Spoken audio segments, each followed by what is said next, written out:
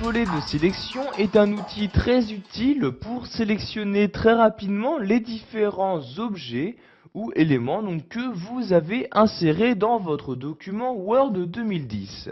Donc tout d'abord, comment afficher ce volet de sélection?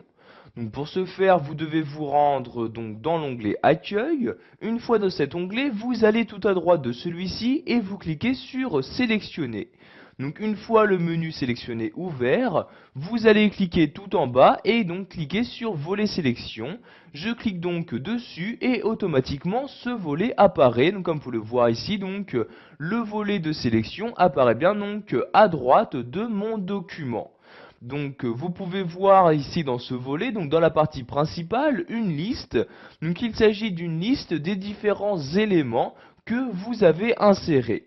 Donc ici il s'agit juste des éléments se trouvant sur la page active. Donc par exemple ici sur la page numéro 1 de mon document, vous pouvez voir qu'il y a deux éléments d'insérer.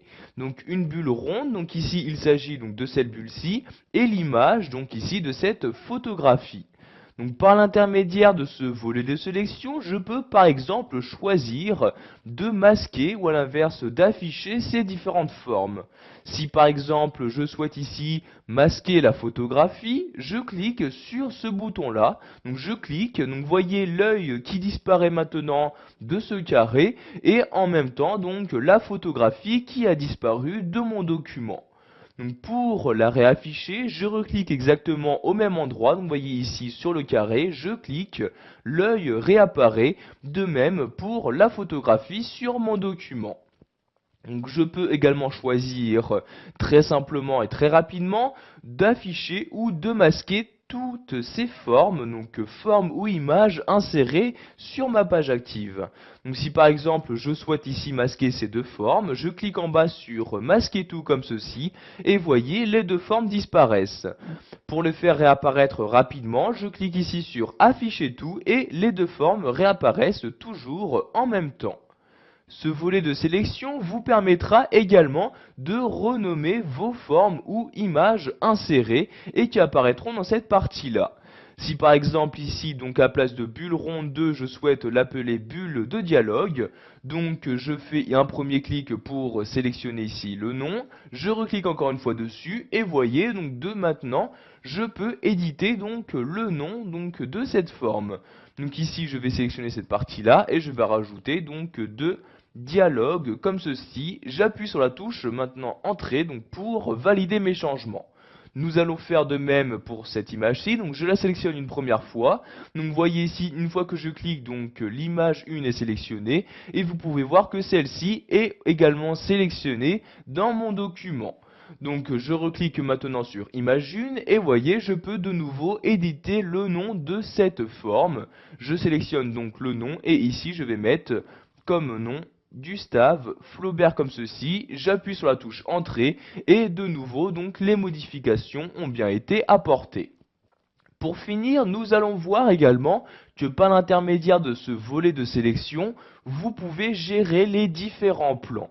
En effet, quand vous insérez plusieurs formes sur une même page, il y a différents plans qui sont attribués. Donc vous voyez par exemple ici par défaut, vous pouvez voir que la bulle de dialogue passe bien au-dessus de l'image. Si vous souhaitez que ce soit l'inverse, donc par exemple ici la photographie qui apparaît au-dessus de cette bulle de dialogue, donc je vais ici sélectionner la photographie comme ceci et je vais cliquer maintenant en bas sur la flèche du haut pour l'avancée d'un plan.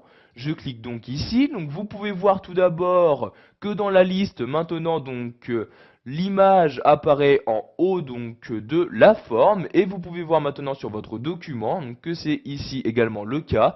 En effet, la photographie apparaît bien au-dessus de la bulle de dialogue.